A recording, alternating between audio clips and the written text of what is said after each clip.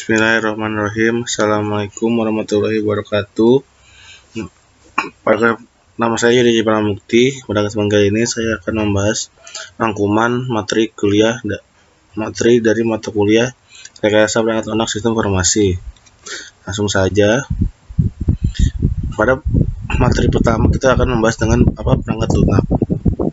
Perangkat lunak adalah menurut kutipan IEEE Standard Glossary of Software Engineering Terminology pada tahun 1990. Perangkat lunak merupakan kumpulan dari program, prosedur, dan dokumen data lain yang saling berhubungan yang mempresentasikan masalah di dunia nyata yang dikonfigurasikan dalam sebuah bentuk aplikasi yang harus dikerjakan komputer.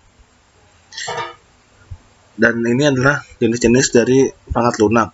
Yang pertama ada market, yaitu software generik. Software generik adalah perangkat lunak standar yang diproduksi oleh perusahaan pengembang dan dijual pada pasar terbuka ke siapapun yang bisa membelinya, atau dalam bahasa Inggris disebut dengan sync web. Yang kedua ada software pesanan, perangkat yang lunak yang dikembangkan khusus dan disesuaikan dengan kebutuhan pelanggan. Sedangkan platform yaitu ada software system, software real time, software bisnis, software teknik ilmu dan pengetahuan, software tertanam, dan software mobile. Lalu yang ketiga ada jenis lisensi, yaitu proprietary software dan open source software. Kita akan membahas open source software.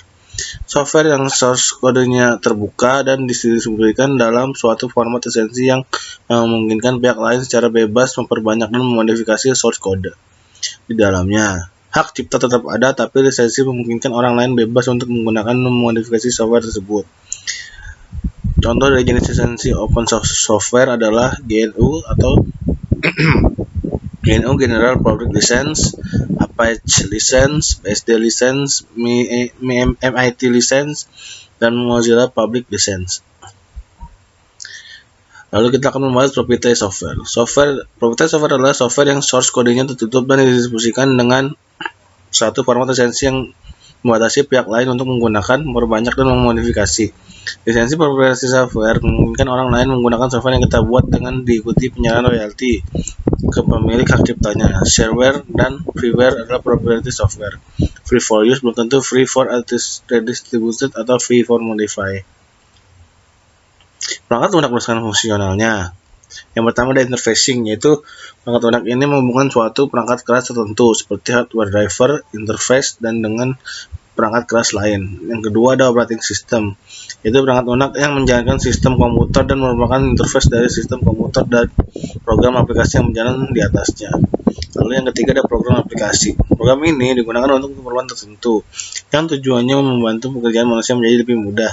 Program ini yang banyak dibahas dalam pembuatan perangkat lunak. Peranan perangkat lunak. Perangkat lunak mempunyai beberapa peranan, yaitu yang pertama menggantikan peran manusia dengan otomasi terhadap suatu tugas atau proses. Yang kedua, berkuat peran manusia dengan membantu manusia mengerjakan suatu tugas atau proses dengan lebih baik dan tertata.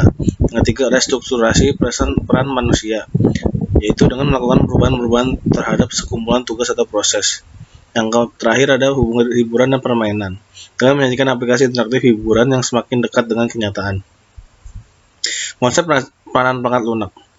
Perangkat lunak mempunyai dua konsep peranan, diantaranya software dikembangkan karena ada kebutuhan atau requirement dari pengguna atau komputerisasi suatu proses konvensional. Yang kedua ada software datang untuk memecahkan masalah dan memberi solusi bagi manusia.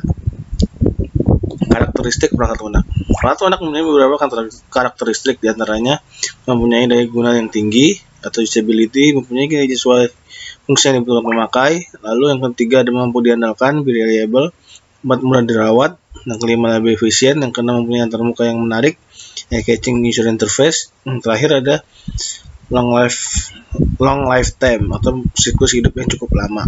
Lanjut. Perangkat lunak berdasarkan fungsionalnya, yaitu ada 4 fungsinya. Yang pertama ada spesifikasi, yaitu proses yang harus dilakukan oleh perangkat lunak dan batasan untuk kendala pengembangannya. Yang kedua ada pengembangan, yaitu proses memproduksi perangkat lunak. Yang ketiga ada validasi, yaitu pengujian perangkat lunak terhadap keinginan pengguna. Yang keempat ada evolusi, yaitu perubahan perangkat lunak berdasarkan perubahan keinginan dari pengguna tersebut. Lanjut. Rekayasa perangkat lunak. Disiplin yang membahas semua aspek produksi perangkat lunak, mulai dari tahap awal spesifikasi sistem sampai pengenalan sistem setelah digunakan. Perangkat lunak yang dibuat harus mampu tepat waktu, tepat anggaran, meningkatkan kinerja, mengoperasikan prosedur sistem dengan benar. Generasi komputer. Generasi pertama pada tahun 1946 sampai dengan 1959, yaitu menggunakan tabung hampa, lalu ada ENIAC, ada ETSAC. Lalu di generasi kedua ada pada tahun 1959 sampai 1964 ada menggunakan transistor, lalu PDP-1, PDP-8, UNIVAC, IBM 70XX. Lalu generasi ketiga pada tahun 1964 sampai dengan 1979 menggunakan transistor, PDP-1, PDP-8 masih sama seperti ini. Dan terakhir generasi keempat sampai sekarang yaitu menggunakan VLSI. Generasi software. Generasi software ada 4, yaitu generasi awal. Contohnya ada batch orientation dan custom software. Generasi kedua ada database, multi-user, real-time, dan produk software.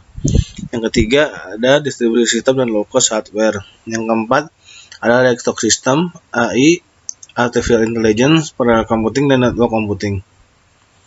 Perbedaan rekayasa sistem dengan rekayasa perangkat lunak. Rekayasa sistem berkaitan dengan semua aspek dalam pembangunan sistem berbasis komputer termasuk hardware, rekayasa perangkat lunak, dan proses. Sedangkan rekayasa perangkat lunak adalah bagian dari rekayasa sistem yang meliputi pembangunan perangkat lunak, infrastruktur, kontrol, aplikasi, dan database pada sistem. Orang-orang yang terlibat dalam RPL yaitu manager, project manager, configuration manager, quality assurance manager. Lalu yang kedua ada software developer, analis, designer, dan programmer. Yang keempat support, yang ketiga support yaitu administration, technical support for customer, helpdesk atau customer care, dan welfare. CASE, computer aid software engineering, perangkat lunak sistem yang kemudian dimasukkan untuk memberikan dukungan otomatis untuk kegiatan basis perangkat lunak. CASE system sering digunakan untuk mendukung metode upper case atau untuk mendukung proses kegiatan awal penggalian kebutuhan, analisis, dan desain. Lalu lowercase alat untuk mendukung kegiatan berikutnya seperti pemrograman, debugging, dan pengujian. Penggunaan CASE tool.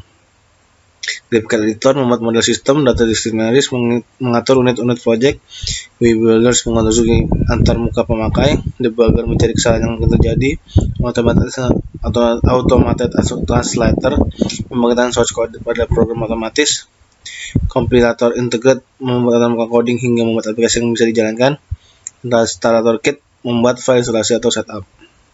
Lalu ada atribut perangkat lunak. Perangkat lunak ini harus memberikan fungsi yang diperlukan dan kinerja bagi pengguna dan harus dipertahankan, diandalkan, dan dapat diterima.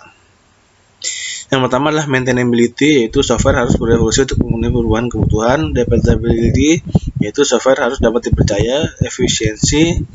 Efisien dalam penggunaan sumber daya sistem, memori, hardware, listrik, dan lain-lain.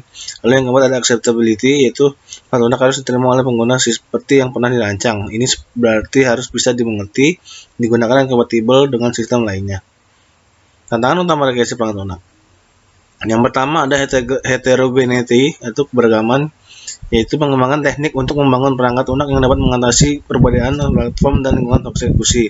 Yang kedua ada delivery, yaitu pembangunan teknik yang